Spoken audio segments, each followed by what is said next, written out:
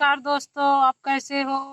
मेरे चैनल को लाइक सब्सक्राइब और प्यार दुलार भरपूर सपोर्ट करना, क्योंकि मेरा चैनल बहुत पीछे है। अभी हम आप लोग बहुत पीछे चल रहा है। आप लोग सपोर्ट करेंगे तो जरूर चलेगा।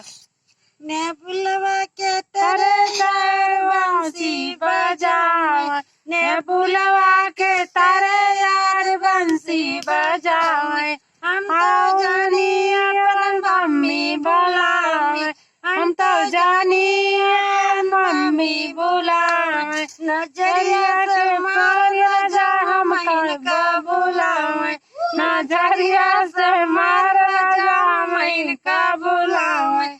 ने बुलवा के तारे यार बंसी बजावे, ने बुलवा के तारे यार बंसी बजावे, हम तो जानी अपन भाभी बुलावे, हम तो जानी यार भाभी बुलावे, नजरिया से मार राजा हम इनका बुलावे, नजरिया से